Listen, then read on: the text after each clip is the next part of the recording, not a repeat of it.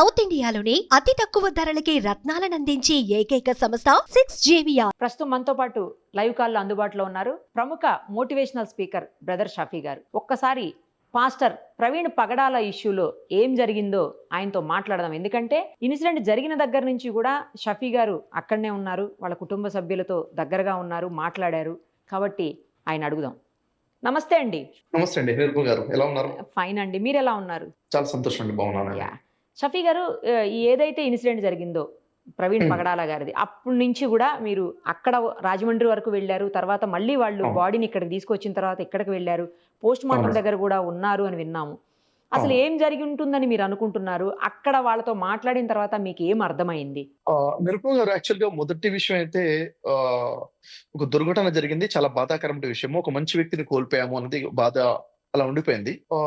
రెండో విషయం ఏంటంటే, యాక్చువల్గా అక్కడ ఏం జరిగింది ఏంటి అంటే, అది ఒక యాక్సిడెంట్ అని చెప్పేసి ఒక ఆలోచన, లేదు పన్నగం ప్రకారంగానే ఏదో చేశారు, హత్య చేశారు అన్నది ఒక ఆలోచన. రెండు రకాల ఆలోచనలు అక్కడ ఉన్నాయి. అయితే వాస్తవానికి అక్కడ సీన్ లోకి వెళ్ళి ఎక్కడైతే జరిగిందో, ఎక్కడైతే పడిపోయి ఉన్నారో రోడ్డు పక్కన, అక్కడ ఉన్నటువంటి సిచ్యువేషన్స్ ని కనుక చాలా జాగ్రత్తగా పరిశీలిస్తే ఒక కోణంలో ఏమో యాక్సిడెంట్ జరిగిందేమో అన్న ఆలోచన వచ్చి ఆగుతుంది. మీరు వెళ్ళారా అక్కడికి? మీరు చూసారా ఆ స్పాట్ ని? ఎక్కడైతే ఇన్సిడెంట్ జరిగిందో ఆ స్పాట్ చూసారా? ఓకే. అయితే అక్కడ సిచ్యువేషన్ ని బట్టి చూస్తే అక్కడ సిచ్యువేషన్ ఎలా ఉందంటేనండి, అక్కడ అంటే కొన్ని అనుమానాలు ఉన్నాయి. కొన్ని అనుమానాలు అక్కడ ఏమున్నాయంటే, సిసి కెమెరా ఫుటేజ్ కూడా రిలీజ్ చేశారు టోల్ గేట్ దగ్గర నుంచి. టోల్ గేట్ దగ్గర క్రాస్ అవుతున్నారో అప్పటికే బండి డ్యామేజ్ అయి ఉంది. ఎందుకు బండి డ్యామేజ్ అయి ఉంది, అంతకుముందు ఏమైనా జరిగిందా అన్నది ఒక పెద్ద ప్రశ్న. అక్కడ రెండో ప్రశ్న ఏంటంటే, వారికి బాడీ ఏదైతే ఉందో కంప్లీట్ గా వెహికల్ టోటల్ బాడీ మీద దుప్పటి కప్పినట్టుగా ఉన్నటువంటి ఫొటోస్ మనం చూసాము. అయితే కంప్లీట్ గా అలా ఎలా ఉంటుంది? జనరల్ గా మనం ఎక్కడ చూసిన యాక్సిడెంట్స్ కూడా అలా లేవు కదా. బహుశా అది ఒక యాక్సిడెంట్ కాకుండా ఇది ఒక అటాక్ ఏదైనా జరిగిందా అన్నది మరొకటి. అంటే కావాలని ఆ విధంగా పేరు చేశారు, ఎవరైనా అమర్చారా అన్నది ఒకటి. ఇంకోటి అంటే, వారు వేసుకున్నటువంటి టీషర్ట్ మీద ఇక్కడ ఒక మచ్చ ఉంది, షూ గుర్తుంది. అంటే ఎవరో తొక్కినట్టుగా, అది కూడా మచ్చ, రక్తపు మరక ఉన్నట్టుగా ఉంది. ఇంకా అక్కడ చూసుకుంటే సిచ్యువేషన్ చూసుకుంటే, బండి మీద వెనక టైర్ అయినా, సీట్ మీద అయినా, ట్యాంక్ మీద అయినా, పెట్రోల్ ట్యాంక్ మీద మొత్తం బ్లడ్ షెడ్ అయి ఉండడం కూడా ఒకటి చూస్తున్నాము. ఇంకొకటి, బాడీలో ఎక్కడ అంతగా ఎక్కువ డ్యామేజ్ లేకపోయినా కానీ ఫేస్ మీద మాత్రమే డ్యామేజ్ అవడము, హెల్మెట్ మొత్తం బ్లడ్ నిండిపోయి ఉండడము, ఇక్కడ ఒక దగ్గర ఫేస్ మీద అటాక్ అయింది, ఇది ఒక అనుమానంగా ఉంది. ఆ జరిగిన ప్రాంతంలోనే ఒక చెక్క ముక్కలు, కర్రలాగా చెక్క ముక్కలు ఉండి దానికి బ్లడ్ ఉండడము, అది ఇరిగి ముక్కలుగా ఉండడము, ఇది కూడా ఒక అనుమానం. ఇవన్నీ కూడా ఎందుకంటే ఎప్పుడైతే గమనిస్తున్నామో అనుమానాలు వస్తున్నాయి. అయితే ఇలాంటి చెప్పుకుంటే కొన్ని పాయింట్స్ ఉన్నాయి అన్నమాట, ఎందుకు ఏంటి అన్నది. అయితే పోస్ట్ మార్టం దగ్గర టోటల్ బాడీని చెక్ చేసినప్పుడు 13 పాయింట్స్ లో గాయాలు ఉన్నాయని రిపోర్ట్ ఇచ్చారు. అంటే ఫిజికల్ గా, అవుటర్ గా చూసినప్పుడు బాడీ, ఎందుకంటే నేను అక్కడ ఉన్నాను, వారు బాడీ మొత్తం టాప్ టు బాటం చేసినప్పుడు 13 ప్రాంతాలలో, దాంట్లో తొడ ప్రాంతం కాలిపోయింది, సైలెన్సర్ కాలింది అన్నది. అయితే సైలెన్సర్ కాలితే పాయింట్ మాత్రం ఏమాత్రం డ్యామేజ్ అవ్వలేదు, తను వేసుకున్నటువంటి పాయింట్. కాబట్టి ఏంటి అనేది ఒక క్వశ్చన్. ఇవన్నీ కూడాను అంటే ఇవన్నీ కోణాల్లో, ఎందుకంటే ఎక్కడైనా ఇది ఒక ఇన్సిడెంట్ జరిగిందంటే అనేక కోణాలు ఆలోచిస్తాం. కాబట్టి ఇంకొకటి ఏంటంటే, ఇంతగా ఆలోచించాల్సిన ఎందుకు అవసరం వచ్చింది? వారు ఒక క్రిస్టియన్ పాస్టర్ గా ఉండడము, పాస్టర్ గా ఉన్నప్పుడు హిందూ మత గ్రంథాల గురించి కొన్ని విషయాలు మాట్లాడము, ఇస్లాం గురించి కొన్ని విషయాలు మాట్లాడము, అయితే ఈ 3 మత బోధకుల మధ్య కొన్ని డిస్కషన్స్, చర్చలు జరగడము, అంటే కొంచెం వేడివేడిగా కొన్ని డిస్కషన్ జరగడము, ఇవన్నీ జరగడం వల్ల ఏదైనా జరిగి ఉంటుంది. అంటే నాకు థ్రెట్ ఉందని ముందు చెప్పుకోవడము, వేరే వాళ్ళు వార్నింగ్ ఇవ్వడము, ఇవన్నీ కూడా ఒక అనుమానానికి దారి తీస్తున్నాయి. కాబట్టి చాలా స్ట్రాంగ్ గా వాయిస్ రేస్ చేశారు, ఖచ్చితంగా ఇది మర్డర్ అయి ఉంటుంది, సో మాకు క్లియర్ గా దీని మీద ఇన్వెస్టిగేషన్ చాలా క్లియర్ గా జరగాలని చెప్పేసి వాయిస్ రేస్ చేస్తున్నారు అక్కడ ఉన్నటువంటి ప్రతి ఒక్కరు కూడాను. ఒక సామాన్య పౌరుడిగా నేను కూడా వాయిస్ రేస్ చేసేదంటే, న్యాయం జరగాలి కాబట్టి వాస్తవాలేంటో స్పష్టంగా తెలియాలి. ఎందుకంటే అది ఒకవేళ ఇప్పుడు నా మనసు ఏం కోరుకుంటుంది అంటే, అది యాక్సిడెంట్ అయ్యి ఉంటే చాలా మంచిది అని నా మనసు కోరుకుంటుంది. కానీ ఎందుకంటే యాక్సిడెంట్ అయిపోయింది అనుకోండి, ఎక్కడా గొడవ లేదు, ఆ దేవుడి చిత్త ప్రకారంగా జరిగిందని చెప్పేసి ప్రతి ఒక్కరు యాక్సెప్ట్ చేస్తారు. ఒకవేళ ఇదైనా అటాక్ అనుకోండి, నిజంగా సమాజంలో ఒక రకమైనటువంటి విషాదం చోటు చేసుకోవడమే కాకుండా ఒక రకమైన రైవలరీ మొదలైపోతుంది. ఇది జరగకూడదని చెప్పేసి ఒక పౌరుడిగా నేను మనస్ఫూర్తిగా కోరుకుంటున్న విషయం అనమాట. ఓకే, యాక్చువల్లీ మీరు ఎందుకండి పర్సనల్ గా అక్కడ వరకు వెళ్ళారు, తర్వాత బాడీ వచ్చినప్పుడు కూడా మీరు హైదరాబాద్ చర్చ్ దగ్గరికి కూడా వెళ్ళారు, అన్నీ చూసాము. ఎందుకు మీరు పర్సనల్ గా వెళ్తే ఎన్నమన్నా అంటే, ముందు నుంచి వాళ్ళ ఫ్యామిలీతో రిలేషన్ ఫ్రెండ్షిప్ అట్లా ఏమన్నా ఉన్నాయా? లేదండి. ఫ్యామిలీ రిలేషన్ ఏం లేదు. వ్యక్తిగతంగా వారి పరిచయం కూడా ఏం లేదు. ఓకే. ఒక్కసారి రక్షణ ఛానెల్‌లో ఒకసారి స్టూడియోలో కలిసాము. అది కూడా వెరీ లాంగ్ బ్యాక్. ఒక 4, 5 ఇయర్స్ బిఫోర్ అది. హ్మ్. 4, 5 సంవత్సరాల ముందు ఒక్కసారి మాత్రమే. హ్మ్. కాకపోతే వారికి నాకు ఉన్నటువంటి అనుబంధం ఏమిటి అంటే నేను గత ఒక 10 సంవత్సరాల క్రితము బైబిల్ మరియు ఖురాన్‌కి సంబంధించిన సమాంతర విషయాల గురించి నేను మాట్లాడుతూ కొన్ని వందల వీడియోలు స్టేజెస్ మీద నేను ప్రసంగం చేస్తున్నాను. హ్మ్. హ్మ్. అయితే నేను చేసిన ప్రతి స్పీచ్‌కి కూడాను వారు నేను ఏకీభవించట్లేదు. నేను దీన్ని ఖండిస్తున్నాను. ఓకే. నేను బైబిల్ వాక్యాన్ని ఇలా అర్థం చేసుకున్నాను. మీరు చెప్పే అర్థం సరైనది కాదని చెప్పేసి వారు నా స్పీచెస్‌కి కౌంటర్‌గా దాదాపు 2, 300 వీడియోస్ వారు చేసున్నారు. ఆహా! ఈ విధంగా సోషల్ మీడియాలోనే మేము అంటే ఇంటలెక్చువల్ డిస్కషన్ లాగా అంటే ఎప్పుడు కూడా నేను వారి పేరు ప్రస్తావన చేసి ఏ వీడియో చేయలేదు. హ్మ్. కానీ ప్రవీణ్ పగడాల గారు నా పేరు ప్రస్తావన చేసి నా పేరు మీదనే దాదాపు 2, 300 వీడియోలు చేస్తున్నారు. షఫీ గారు మీరు ఇలా అనుకుంటున్నారు. అది కాదు ఇది అని చెప్పేసి వారు చెప్పారు. మేము స్వాగతించాం. ఎందుకంటే ఏదైనా ఒక విషయం మీద డిస్కషన్ జరుగుతుంటే అవగాహన పెరుగుతుంది.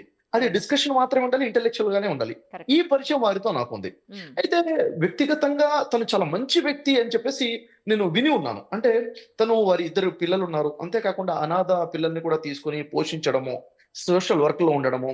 వారు చెప్పినటువంటి ఒక 2 పాయింట్స్ మాత్రం చాలా బలంగా హార్ట్‌కి టచ్ అయ్యాయండి వారి హ్మ్. స్పీచెస్. అదేంటో ఇప్పుడు నేను చెప్పాలి కూడా. ఎందుకంటే సమాజానికి తెలియాలి. యాహ్! వారంటుందేంటంటే మతము అనేది చంపేస్తుంది. మతము మానవుడికి ఉండకూడదు. మానవుడు ఈ మత పిచ్చిలో అడ్డుగోడలు కట్టుకొని మానవులు విడిపోతున్నారు. ఈ మతము కాకుండా దేవుడితో మాత్రమే కనెక్షన్‌లో ఉండాలి. అంటే ఆ భగవంతుడు, సర్వేశ్వరుడు మనం ఏ భాషలో పిలుచుకున్నా కానీ. ఇది వారు చెప్తుంటే స్ట్రాంగ్ పాయింట్. ఇంకో విషయం ఏంటంటే ఈ మతాన్ని కొట్టిపడేశారు. కులాన్ని కూడా కొట్టిపడేశారు. ఈ కులం అనేది లేదు. మానవుడు మాత్రమే, మానవత్వం మాత్రమే, సృష్టికర్త దేవుడు మాత్రమే. ఈ భావన కలిగి ఉండాలని చెప్పేసి వారు చెప్పిన విషయాలు దీనికి ఏ కులస్తులకి, ఏ మతస్థులకి అబ్జెక్షన్ లేనటువంటి విషయం అన్నమాట. కాబట్టి ఈ 2 విషయాలు నాకు చాలా బలంగా హార్ట్ టచ్ అయినటువంటి విషయాలు వారు మాట్లాడినవి. మరి నేను అక్కడికి ఎందుకు వెళ్ళాల్సొచ్చింది? అంటే సమాజంలో చాలా యాక్టివ్‌గా వర్క్ చేస్తున్న వ్యక్తి. ఒకటండి 2 విషయాలు ఉన్నాయి ఇక్కడ. ఒకటి వారు నమ్ముతున్నటువంటి మతాన్ని, వారు నమ్ముతున్నటువంటి దేవుడిని ప్రచారం చేసుకోవడం ఒకటైతే, రెండోది సమాజంలో ఒక క్యారెక్టర్ బిల్డ్ చేయడం కోసం కూడా వర్క్ చేస్తున్నారు. ఓకే. మనిషి ఎలా బతకాలి? నీతిమంతుడిగా ఎలా ఉండాలి? తోటి ప్రజలతో మానవత్వంతో ఎట్లా ఉండాలి? కుటుంబ సభ్యులతో అంటే క్యారెక్టర్ బిల్డింగ్ వర్క్ నడుస్తుంది కదా! ఇక్కడ నేను ఇన్‌స్పైర్ అయ్యి ఉన్నాను. కాబట్టి ఇట్లా క్యారెక్టర్ బిల్డ్ చేస్తున్నారు యూత్‌లో, ప్రజల్లో. హ్మ్. సో, అలాంటి వ్యక్తి చనిపోయారనేసరికి ఎలాగైనా ఒక భావన నాకు ఒక రిలేషన్ ఉంది. Social media relation. హ్మ్. వెంటనే ఫస్ట్ ఆ పోస్ట్ నేను చూసినప్పుడు నేనేమనుకున్నానంటే, ఎవరో ట్రోల్ చేస్తున్నారేమో పడనోళ్ళు ఉంటారు కదా! ట్రోలింగ్ పోస్ట్ అన్నా అనిపించింది తప్ప దీంట్లో వాస్తవం ఉంటదన్న ఆలోచన నాకు రాలేదు. ఎందుకైనా మంచిదని చెప్పేసి యూట్యూబ్ ఓపెన్ చేసి సెర్చ్ చేశాను. ప్రవీణ్ పగడాల ఇన్సిడెంట్. అప్పుడే జస్ట్ 3 మినిట్స్ బిఫోర్ ఏదో యూట్యూబ్ ఛానల్ వాళ్ళు అప్‌లోడ్ చేసి పెట్టారు. ఇక్కడ యాక్సిడెంట్ అయిందని చెప్పేసి. ఓకే. అప్పుడు నాకు క్లారిటీ వచ్చింది. ఇలా జరిగింది. ఓహో! అవునా! జరగకూడనిది జరిగింది. అప్పుడు నేను అనుకున్నానంటే వెళ్లి ఖచ్చితంగా అటెండ్ అవ్వాలి. ఫ్యామిలీ సభ్యులను కలవాలి. వాళ్ళకి కొంచెం ధైర్యం చెప్పాలి. హ్మ్. పలకరించాలి అనుకున్నాను. హ్మ్. ఆ తర్వాత నాకు సోషల్ మీడియాలో వచ్చిందంటే లేదు లేదు ఇదేదో కుట్ర ఉందని చెప్పేసి వేరే రూపం వాయిస్ మార్కెట్‌లోకి రావడం జరిగింది. హ్మ్. అయినప్పటికీ నేను వెళ్ళాను. ఎందుకంటే ఒకటేంటంటే నేను వ్యక్తిగత నా గురించి ఒక విషయం చెప్తానండి. హ్మ్. నేను మతాన్ని వదిలిపెట్టిన వ్యక్తిని. హ్మ్. ఆ! ఒకప్పుడు ఒక సమయం గడిచింది. నేను కూడా ఒక మతాన్ని బలంగా నమ్ముతున్నటువంటి వ్యక్తిగా నేను మత ప్రచారం చేసిన వ్యక్తిగా నేనున్నాను. హ్మ్. కానీ ఈ రోజు నేను ప్రకటిస్తున్న విషయం ఏంటంటే నేను మతాన్ని నేనే వదిలేశాను. హ్మ్. మతాన్ని నేను వదిలిపెట్టినటువంటి వ్యక్తిని. నేను కేవలము మానవత్వాన్ని నమ్ముకొని, ధర్మాన్ని, సృష్టికర్త నమ్ముకున్న వ్యక్తిని మాత్రమే. హ్మ్. మనుషులందరూ కలిసికట్టుగా మనిషిని మనిషిగానే చూడాలి, మతం చూడకూడదని బలంగా నమ్ముతూ ప్రజలకి సందేశం ఇవ్వాలనుకుంటున్న వ్యక్తిని. హ్మ్. ఆ సందేశంలో భాగంగానే నేను అక్కడికెళ్ళాను. అక్కడ ప్రవీణ్ పగడాల అంటే ఒక వ్యక్తి మాత్రమే నాకు కనబడ్డాడు తప్ప క్రైస్తవుడిగా నేను అతన్ని చూడలేదు. ఓకే. కాబట్టి నేను అక్కడికి వెళ్ళాను. ఇప్పుడు ఓకే. చిలుకూరు బాలాజీ టెంపుల్ ప్రధాన అర్చకులు గారి మీద దాడి జరిగింది. అవును. అక్కడికి నేను వారిని ఒక హిందూగా చూసి వెళ్ళలేదు. ఒక హ్మ్. మానవుడిగా, ఒక గొప్ప ప్రబోధకుడిగా నేను వారిని చూసి ఆ స్వామీజీని కలవాలి, పలకరించాలి. ఆ పెద్ద మనిషి పట్ల అలా జరగకూడదని అక్కడికి వెళ్ళాను. హ్మ్. ఇప్పుడు సికింద్రాబాద్‌లో ముత్యాలమ్మ టెంపుల్ మీద జరిగినటువంటి అటాక్ ఒక ఉన్మాదిలాగా ఒక వ్యక్తి అవును. చేశాడు. అవును. దాంట్లో వెంటనే నేను స్పందించాను. ఒక టీవీ ఛానల్ వాళ్ళు పిలిచారని చెప్పి ఖండించి వెంటనే శిక్షించండి. ఇలాంటి వాళ్ళు సమాజంలో ఉండకూడదు. హ్మ్. ఎందుకంటే ఎక్కడ ఏది జరిగినా అని ఒక మనిషిగానే చూడాలి. మానవత్వంతోనే చూడాలి. నా మసీద్ మీద అటాక్ జరిగితే నేను మాట్లాడతాను. నా ముస్లిం మీద అటాక్ జరిగితే మాట్లాడతాను. వేరే మతస్థుల మీద అటాక్ జరిగితే నేను మాట్లాడనంటే అదే మత పిచ్చి అంటాను. హ్మ్. అలాంటి మత పిచ్చి నాలో లేదు. నేను ఏ కాసింత ఉన్నా కానీ పూర్తిగా నేను వదిలేసుకొని ఒక మానవుడిగా మానవత్వం కోసం బతుకుతున్న వ్యక్తిగా నేను ఇప్పుడు ఉన్నాను. వాళ్ళ ఫ్యామిలీ మెంబర్స్ తో కూడా మీరు మాట్లాడున్నారు కదా, వాళ్ళ నుంచి ఎలాంటి డౌట్స్ గానీ ఎలాంటి స్పందన గానీ అనిపించిందండి మీకు, చూసారు మీరు? వాళ్ళ ఫ్యామిలీ మెంబర్స్ తో నేను మాట్లాడితే చాలా ఇన్స్పైర్ అయ్యానండి. చాలా మంచిగా అనిపించింది. అక్కడ ఏమైందంటే యాక్చువల్ గా ఏ రోజైతే ఇన్సిడెంట్ అయిపోయిందో ఆ రోజు గడిచిపోయింది, రాత్రి గడిచిపోయింది, రెండో రోజు కూడాను. ఫస్ట్ వాళ్ళు ఏమన్నారంటే ఓ ఫ్యామిలీ మెంబర్స్ వచ్చేంత వరకు కూడాను మేము ఈ బాడీని మేము ఇక్కడ నుంచి రిలీజ్ చేయమన్నది వాళ్ళు చెప్తుంది. ఓకే. ఎఫ్ఐఆర్ అవ్వాలి కదా, ఎఫ్ఐఆర్ ఏమనవ్వాలి, ఇది యాక్సిడెంట్ అయింది అని చెప్పి చేయాలా, లేకపోతే ఏదన్నా మాకు అనుమానం ఉందని చేయాలా, అనుమానాస్పదమైన మృతి ఏం చేయాలా అంటే ఫ్యామిలీ మెంబర్స్ ఏం చెప్తున్నారు, వాళ్ళు ఏమని కంప్లైంట్ ఇవ్వబోతున్నారు అన్నప్పుడు ఫ్యామిలీ మెంబర్స్ నుంచి వాళ్ళ బ్రదర్ ఇన్ లా వచ్చారు, వాళ్ళ కజిన్ వచ్చారు Suspicious అక్కడికి. గా. ఆ, సస్పీషియస్ గా ఆ. అనుమానాస్పదంగా జరిగినటువంటి మృతి వచ్చినప్పుడు వాళ్ళు ఏమన్నారంటే ఏం జరిగిందో మాకు తెలియదు, ఓకే.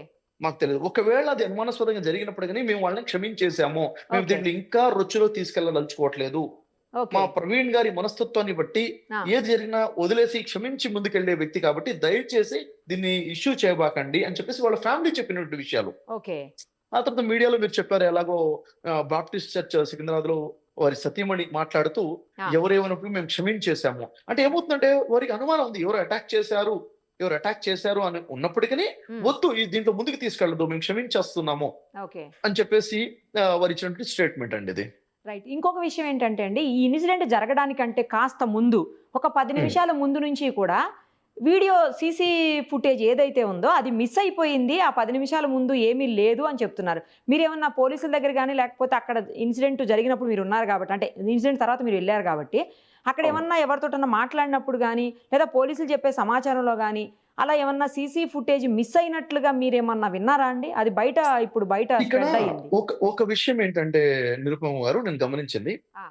నాకు తెలిసి అక్కడ పోలీస్ డిపార్ట్మెంట్ డిఎస్పీ గారిని కలిసాను, అక్కడ సర్కిల్ ఇన్స్పెక్టర్ ఎస్ఎస్ కంప్లీట్ వాళ్ళతో పాటు నేను కలిసి కూర్చొని ఎక్కడైతే డాక్యుమెంటేషన్ అంటే ఎఫ్ఐఆర్ అవ్వటం కోసము ఏదైతే కంప్లైంట్ రేస్ చేశారో అక్కడ దాదాపు 2 గంటలు నేను కూర్చున్నాను వాళ్ళతో పాటు. ఓకే. జరుగుతున్న చర్చ ఓవరాల్ నాకేమైందంటే పోలీస్ డిపార్ట్మెంట్ కి యాక్చువల్ గా క్లారిటీ లేదు. అక్కడ ఏం క్లారిటీ లేదు అంటే ఇతను ఎవరు, ఉమ్, ఎందుకు ఇతని మీద దాడి జరిగే అవకాశాలు ఉన్నాయి, ఇది ఎంత Okay. సీరియస్ యాక్ట్ అన్న దానికి అవగాహన కనపడలేదు. నేను చాలా Okay. సింపుల్ గా చూశానన్నది నాకు అర్థమైంది, వ్యక్తిగతంగా నేను ఫీల్ అయ్యాను. ఉమ్, ఎప్పుడైతే ప్రజల స్పందన ఇంత భారీగా ఉందో అప్పుడు సీరియస్నెస్ వచ్చింది వాళ్ళలో. అయితే ఎక్కడైతే పడిపోయారో, ఎక్కడైతే ఇన్సిడెంట్ జరిగిందో ఆ ఏరియాని కంప్లీట్ గా ఏం చేయాలి, వీళ్ళు ఎవరు కూడా రాకుండా కట్టుదిట్టం చేసి వాళ్ళ కంట్రోల్లోకి తీసేసుకోవాలి. ఉమ్, సీన్ ఆఫ్ ఎఫెన్స్ ఏదైతే ఎఫెన్స్ జరిగిందో అక్కడ అలాగా ప్రజలు కూడా వెళ్ళేసి అక్కడ తిరిగే విధంగా దీన్ని పట్టుకునే విధంగా బైక్ ని హెల్మెట్ ని పట్టుకునేది ఎంత ఓపెనింగ్ ఉన్నారంటే కొన్ని క్లూస్ మనం మిస్ చేసేస్తున్నాం అని అర్థమవుతుంది. అక్కడ దాన్ని సీరియస్ గా తీసుకొని ఉండాల్సింది అదొకటి మిస్ అయింది.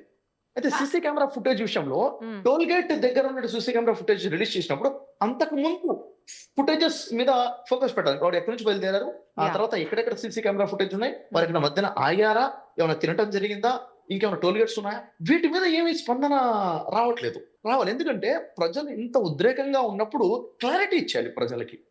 ఫస్ట్ వాళ్ళకి అందుబాటులో ఉన్న సీసీ కెమెరా ఫుటేజెస్ ఇచ్చేయాలి, ఎందుకంటే ప్రజలు చాలా బలమైన అనుమానాలు ఉన్నాయి కాబట్టి ఉమ్, ఉమ్. ఇది చేసి ఉండాల్సిందే అనిపించింది నాకు. ఓకే. ఇందాక మీరు ఒక మాట చెప్పారు, సీసీ ఫుటేజ్లో మేము చూసాము అంటే అక్కడ తెలిసిన వాళ్ళు చెప్పడం కూడా అదే జరిగింది.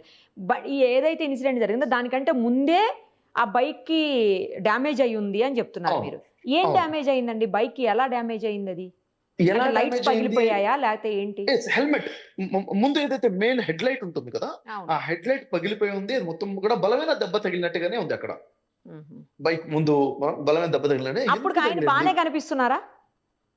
అప్పటికి కూడా వారిని చూస్తున్నట్లయితే లేదు, కంప్లీట్ డిస్టర్బ్డ్ గా ఫిజికల్ గా ఈజ్ నాట్ బ్యాలెన్స్డ్ లేరు అన్న విషయం అక్కడ అర్థమవుతుంది. ఎందుకు అప్పటికే దెబ్బలు తగిలి అటాక్ అయి ఉందా, లేకపోతే ఎందుకని బండి నడపడం కూడాను సరిగ్గా నడవటం లేదు, అప్పటికే ఏదైనా అటాక్ జరిగింది. ఎందుకంటే బండి డ్యామేజ్ అయిపోయింది, మనిషి డ్యామేజ్ అయిందా లేదా అనేది సీసీ కెమెరా ఫుటేజ్ లో మనకి కనబడటం లేదు. అక్కడికి ఆ ఏ డ్యామేజ్ పరిస్థితిలో అయ్యింటే ఉన్నారు? బైక్ నడిపించడం కూడా ఇబ్బంది అవుతుంది కదండి, ఆ యాంగిల్లో కూడా మనం ఎస్, బండి నడపడం కూడా ఇబ్బంది అవుతుంది. కానీ ఆ. హైవేలో ఉన్నారు, అదే సో ఉన్నటువంటి మినిమం సోర్స్ ఏంటంటే వారికి ఉన్నటువంటి సైట్ లైట్, ఇండికేటర్ లైట్, అది minimum source.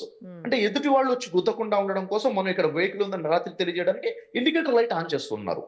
Indicator light on చేసుకొని డ్రైవింగ్ చేస్తున్నారు. ఇది నిజంగా ఒక మిస్టీరియస్ డెత్ అండి, ఒక మిస్టీరియస్ డెత్. దీనికి చాలా తక్కువ సమయంలోనే సమాధానం ఇవ్వాలి. ఇక్కడ 2 విషయాలు చెప్పాలనుకున్నాను.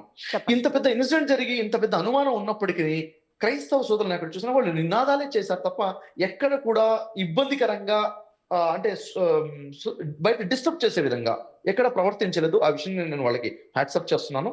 ఇంకా రెండో విషయం ఏంటంటే, కొంతమంది అనవసరంగా కొన్ని పేర్లు చెప్పేసి ఈ వ్యక్తుల మీద మాకు అనుమానం ఉంది అని చెప్పేసి ఆ. ఓపెన్ గా మార్కెట్ లో చెప్పేస్తున్నారు. యాహ్! ఇది కరెక్ట్ విషయం కాదండి. ఎందుకంటే ఉదాహరణకు వాళ్ళకు ఇద్దరి మీదనో ముగ్గురు మీద అనుమానాలు ఉన్నాయి. అది అనుమానమే కదా. అవును. అనుమానము తర్వాత తప్పు అని తేలొచ్చు, ఒప్పు అని తేలొచ్చు. కానీ హ్మ్. ఒకవేళ అది తప్పు అనుకోండి, వాళ్ళు అలా ఎవరు అటాక్ చేయలేదు. వాళ్ళ పేరు ముందుగానే చెప్పడం వల్ల ఏమవుతుందంటే అటు వర్గం వారు కూడాను బాధకు గురైపోతారు, కోపానికి గురైపోతారు. కరెక్ట్. కరెక్ట్. మేమేం చేయనప్పుడు మా మీద నింద మోపేశారు కదా అని చెప్పేసి చాలా పెద్ద అంటే మళ్ళీ అటొచ్చి కూడా ఒక నెగటివిటీ మొదలైపోతుంది.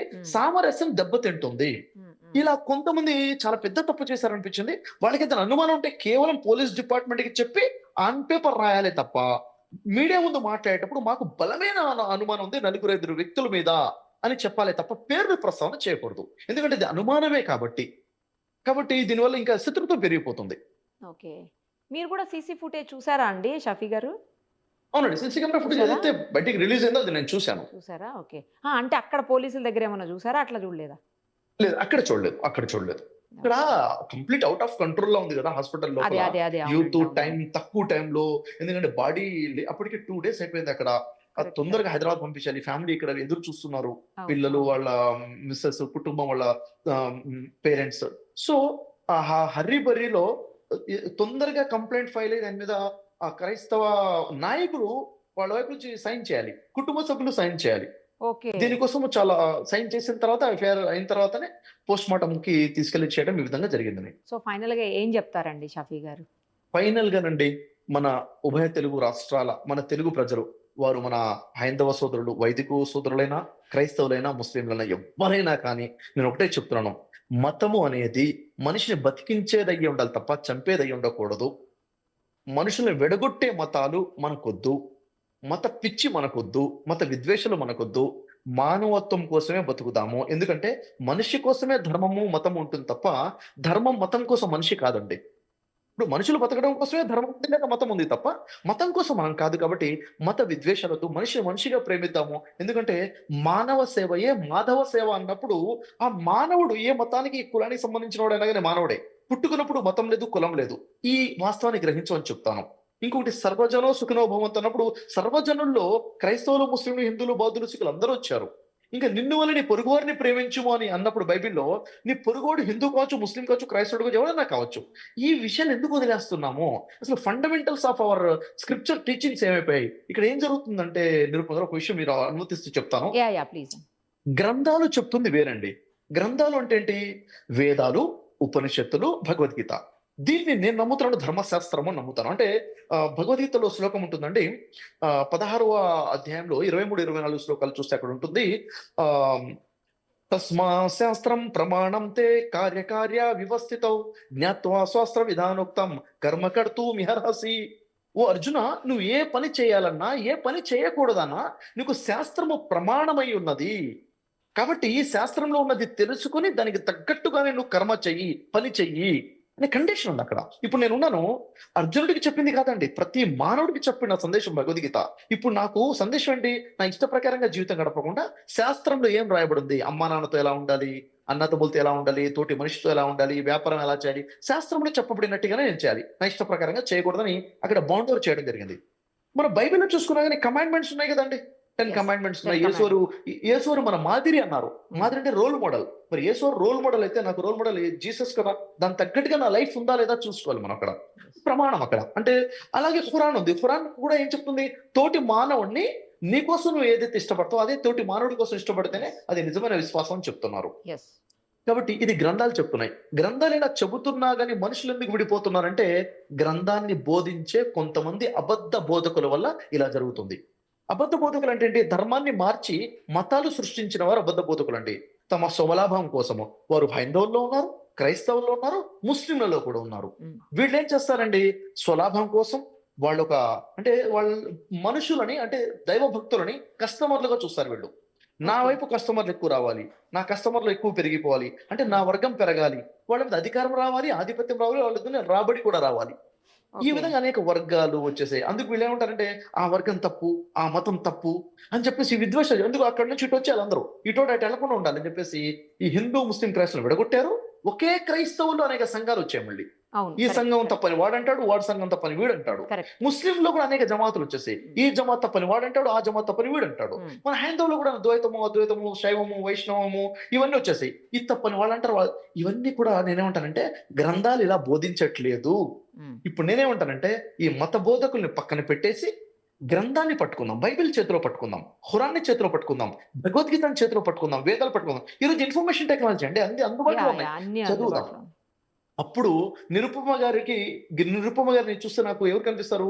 ఒక మనిషి కనబడతారు, ఒక మానవత్వం కనిపిస్తుంది. ఒక హిందూ గాని, క్రిస్టియన్ గాని నాకు మీలో కనపడరు. ఈ స్థాయికి మానవుడు ఎదగాలి అంటాను నేను. ఇదే నా ఫైనల్ అప్పీల్ మన ఉభయ తెలుగు రాష్ట్రాలపతి, భారతదేశ ప్రజలకి. కరెక్ట్ చెప్పారండి. సేమ్ టైం ఏంటంటే ఎవరు మతాన్నైనా వాళ్ళు ఎంతన్నా ప్రచారం చేసుకోవచ్చు, కానీ పరమతకుల్ని ఎవరైతే ఉంటారో లేకపోతే వేరే మతాలకు సంబంధించిన వాళ్ళని ఎవరిని కామెంట్ చేయకుండా వాళ్ళ దేవుళ్ళనో లేకపోతే వాళ్ళ మత ఆచారాలను కామెంట్ చేయకుండా ఉండటం అనేది కూడా చాలా ఇంపార్టెంట్ అండి. కామెంట్ చేయకపోవటం అన్నది చాలా దూరపు విషయం అండి. రెస్పెక్ట్ ఇవ్వాలంటున్నాను నేను. ఎస్, రెస్పెక్ట్ ఇవ్వాలి. రెస్పెక్ట్ ఇవ్వాలి, నీచమైన మాటలు గౌరవించాలి. మాట్లాడకూడదు. ఎవరి పట్ల ఎవరు కూడా నీచంగా మాట్లాడకూడదు. అయితే ఇప్పుడు ప్రభుత్వాలు కూడా తీసుకోవాల్సిన చర్యలు ఏంటంటే ఏ వ్యక్తి అయినా ఇతర మతస్థుల్ని కానీ, Yes. ఇతర మత గ్రంథాలను కానీ, ఇతర Correct. మత గ్రంథాలున్న పుణ్య పురుషులను కానీ తప్పుగా మాట్లాడినట్టుగా ఎక్కడైనా ఉంటే వెంటనే వాటి మీద గవర్నమెంట్ స్వయంగా చర్య తీసుకోవాలి. ఇలాంటి స్టేట్మెంట్స్ ఇక్కడ రేవంత్ రెడ్డి గారైనా కానీ, అక్కడ చంద్రబాబు నాయుడు గారైనా కానీ, దేశంలో ఉన్నటువంటి నాయకులు దీని స్టేట్మెంట్స్. ఈ రోజు దురదృష్టం ఏంటంటే గారు, కొంతమంది పొలిటికల్ పార్టీలో ఉన్న నాయకులే ఉన్నత స్థాయిలో ఉన్న వాళ్ళే మత విద్వేషాలు వచ్చే విధంగా ప్రసంగాలు చేస్తున్నారంటే ఇంకా ఎటు తీసుకెళ్లాలనుకున్న సమాజం అనేది చాలా బాధాకరంగా అనిపిస్తుంది. ఇప్పుడు మతం అనేది లేకపోతే ఈ దేవుళ్ళు అనేది వన్స్ ఓన్ ఫెయిత్ అండి, ఎవరిష్టం వాళ్ళది. ఎగ్జాక్ట్లీ సో మీ దేవుడిని నేను తిట్టేసి మా దేవుడిని మీరు తిట్టేసి ఇది కరెక్ట్ కాదు. నా దేవుడు గొప్పతనం నేను చెప్పుకోవచ్చు, మీ దేవుడు గొప్పతనం మీరు చెప్పుకోవచ్చు, ఇంకొక ఇది దేవుడు గొప్పతనం నిరుపమ గారు ఇక్కడ ఇంకొకరు ఒక మాట చెప్తాను. Yes. ఒక తండ్రి ఉన్నాడండి, ఒక తండ్రికి ముగ్గురు కొడుకులు ఉన్నారు. ఒకే తండ్రికి ముగ్గురు కొడుకులు ఉన్నారు. Yeah. ఈ ముగ్గురు గొడవపడి తిట్టుకుంటున్నారు. ఒక కొడుకు, ఒక తమ్ముడు, ఈ ముగ్గురు, ఒక బ్రదర్ ఇంకో బ్రదర్ వాళ్ళ నాన్నని తిడుతున్నాడు, ఈ బ్రదర్ వీళ్ళ నాన్న తిడుతున్నాడు. ఒకళ్ళు నాన్నని తిట్టుకుంటుంటే నేను వాడి నాన్నని తిడుతున్నా అంటున్నాడు తప్ప వాళ్ళ నాన్న కూడా అందరూ కలిసి నాన్న తమ గురించి తండ్రినే మర్చిపోయారు. తిట్టుకుంటున్నారు, అర్థం కావట్లేదు. అదే ఈ కదా. ఫూలిష్నెస్ లోకి మనల్ని కొంతమంది మత గురువులు దించేశారు. ఉమ్. దాంట్లోంచి మత పిచ్చి నుంచి బయటకు వచ్చేసి అందరినీ ప్రేమించే స్థాయికి మనం ఎదగాల్సినటువంటి అవసరం ఉంది. కరెక్ట్ చెప్పారండి. థ్యాంక్ యూ అండి, మీ ఒపీనియన్స్ అన్ని మాతో షేర్ చేసుకున్నందుకు. థ్యాంక్ యూ మచ్ అండి. Thank you. సుమన్ టీవీలో మీ పర్సనల్ అండ్ బిజినెస్ ప్రమోషన్స్ కోసం కింది నెంబర్కి కాంటాక్ట్ చేయండి.